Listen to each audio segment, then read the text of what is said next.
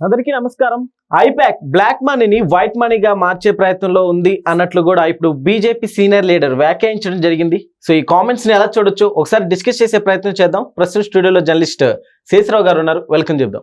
Hello sir. Hello sir, ఇప్పుడు వీటిని ఎలా చూడొచ్చు అంటారు? నిజంగానే అలా జరుగుతుంది అంటారు? ఐపాక్ అనగానే గుర్తొచ్చేది మనకి రాజకీయపరమైనటువంటి వ్యూహాలు రచించే సంస్థగా మనం గుర్తిస్తాం. అవును. కానీ ఇప్పుడు కేంద్ర మంత్రి రవిశంకర్ ప్రసాద్ గారు ఏం చెప్తున్నారంటే అదొక బ్లాక్ మనీని మార్చేటువంటి కంపెనీ, బ్లాక్ మనీని మార్చడానికి ఐపాక్ అనే దాన్ని పెట్టుకున్నారు అని చెప్పి ఆరోపిస్తున్నారు ఆయన. ఓకే. సో బ్లాక్ మనీ అనగానే ఐపాక్ అనగానే మనకు గుర్తొచ్చేది ఏంది? ఆంధ్రప్రదేశ్ అలాగే తెలంగాణ గుర్తొస్తుంది. ఎందుకు? ఐపాక్కి తెలుగు రాష్ట్రాలతోటి ఒక బలమైనటువంటి సంబంధం ఉంది. కేసీఆర్ గారిని అనేక సందర్భాల్లో కలవడం జరిగింది. ఎవరు? ప్రశాంత్ కిషోర్ గారు కలిశారు. ఓకే. అలాగే జగన్మోహన్ రెడ్డి గారికి రాజకీయ వ్యూహకర్త ప్రశాంత్ కిషోర్ గారు. అదే ఐపాక్ 2019 ఎన్నికల్లో ముఖ్యమంత్రి అయ్యారు జగన్మోహన్ రెడ్డి గారు అంటే ఐపాక్ కారణంగానే అయ్యాడు, ప్రశాంత్ కిషోర్ రాజకీయ వ్యూహాలు అని చెప్పేసి చెప్తూ ఉంటారు. సరే, ఇప్పుడు అసలు ఐపాక్ని ఎవరు కొనుగోలు చేశారు తర్వాత అని అంటే 2024 ఎన్నికలకు ముందు వచ్చినటువంటి న్యూస్ ఏంటి? అది నిజమా అబద్ధమా అనేది నిర్ధారించుకోవాలి. కానీ అప్పుడు వచ్చినటువంటి న్యూస్ ఏంటంటే ఐపాక్లో ఉండేటువంటి ఎక్కువ షేర్లు జగన్మోహన్ రెడ్డి గారు వాళ్ళ అనుచరులు కొన్నారు అనేది వచ్చింది. అది కూడా చెవిరెడ్డి భాస్కర్ రెడ్డి గారు ప్రస్తుతం లిక్కర్ స్కామ్లో లోపల జైల్లో ఉన్నటువంటి చెవిరెడ్డి భాస్కర్ రెడ్డి గారు దాన్ని పర్యవేక్షించే వాళ్ళు ఎక్కువ భాగం షేరు ఐపాక్లో ఎక్కువ షేర్లు వీళ్ళు కొన్నారు అనేది అప్పట్లో వచ్చినటువంటి న్యూస్. ఓకే. మరి ఇప్పుడు ఈ ఐపాక్ ఎవరిదన్నట్టు? ఓన్లీ ఆంధ్రప్రదేశ్ విభాగాన్ని ఐపాక్ని కొనుగోలు చేశారా, వీళ్ళు టోటల్గా ఐపాక్ సంస్థని కొనుగోలు చేశారా అనేది ఇంకా బయటికి రావట్లా. అయితే కాకపోతే ఐపాక్ మీద ఇప్పుడు రకరకాల ఆరోపణలు వస్తున్నాయి. అది కూడా కేంద్ర మంత్రి చేసినటువంటి ఆరోపణ. అది బీజేపీకి సంబంధించిన సీనియర్ లీడర్ ఆయన చేసినటువంటి ఆరోపణ మనం కాదనలేం. ఎందుకనంటే ఆయన కేంద్ర మంత్రి కాబట్టి కేంద్ర మంత్రి హోదాలో వేగ్గా లేదంటే రూమర్స్ లేపేటువంటి ప్రయత్నం అయితే చేయరు కదా. సో ఐపాక్ కారణంగా ఐపాక్ ద్వారా బ్లాక్ మనీ అనేది దేశం నుంచి విదేశాలకు వెళ్ళిపోతుంది అనేది ఆయన చేసినటువంటి కామెంట్. ఆ కామెంట్ వినగానే వెంటనే గుర్తొచ్చేది ఏంటంటే తెలుగు ప్రజలకి 2024 ఎన్నికలకు ముందు రోడ్ల మీద డబ్బు కట్టలతో వెళ్తున్నటువంటి కంటైనర్లు. ఓకే. ఇవి సహజంగా గుర్తొస్తాయి.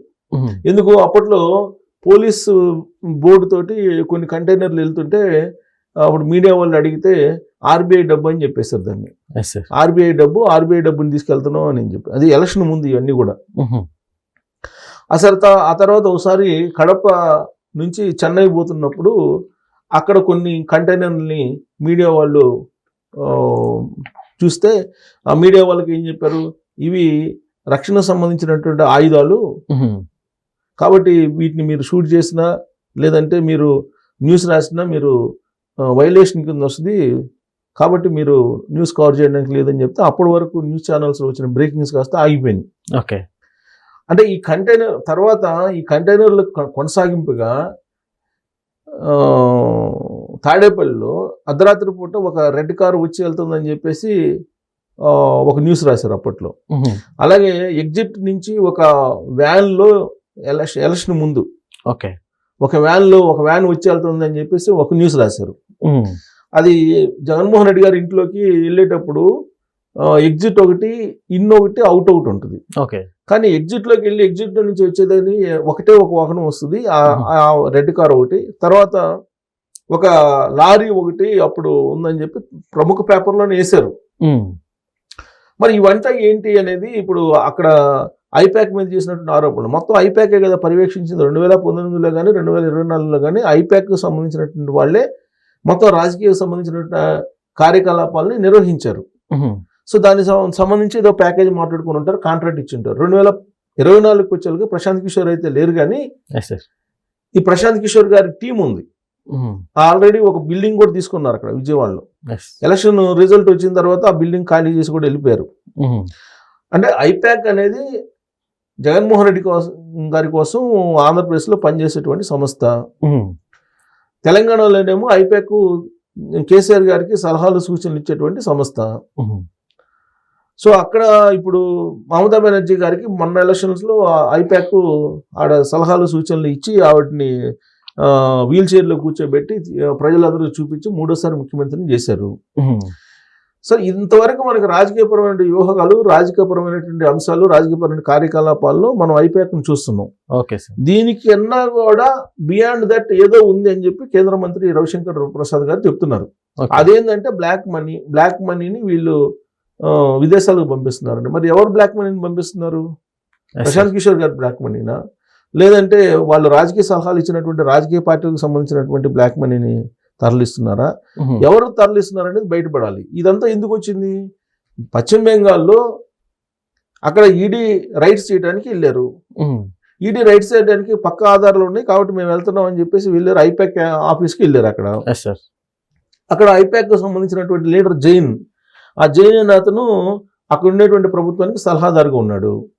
సో అక్కడ మనీ లాండరింగ్ జరుగుతుంది, విదేశాలకు డబ్బులు పంపిస్తున్నారు అనేటువంటి సమాచారంతో అక్కడ పోయి ఈడీ అధికారులు పోయి ఆ ఆఫీసులో ఉన్నటువంటి హార్డ్ డిస్కులు లేదంటే కంప్యూటర్లని సీజ్ చేసేటువంటి ప్రయత్నం చేశారు. అదే సమయంలో ముఖ్యమంత్రి హోదాలో మమతా బెనర్జీ గారు అక్కడ ఉన్నటువంటి పోలీసులను తీసుకుని వచ్చారు. వచ్చి ఆ హార్డ్ డిస్కులను వాటన్నిటిని తీసుకెళ్లిపోయారు. ఆవిడ ఎందుకు తీసుకెళ్లిపోయారని అంటే ఇది మాకు ఐపాక్ అనేది మాకు సలహాలు ఇచ్చేటువంటి సంస్థ, మా తృణమూల్ కాంగ్రెస్ సంబంధించినటువంటి కార్యకర్తలకు సంబంధించిన సమాచారం, పార్టీ సమాచారం మొత్తం దాంట్లో ఉంటుంది, మీరు దాని మీద ఎలా రైట్ చేస్తారని చెప్పేసి అక్కడ పోలీసులు, స్టేట్ పోలీసుల సహాయంతో మొత్తం తీసుకెళ్లి ఆవిడ వెళ్ళిపోయారు.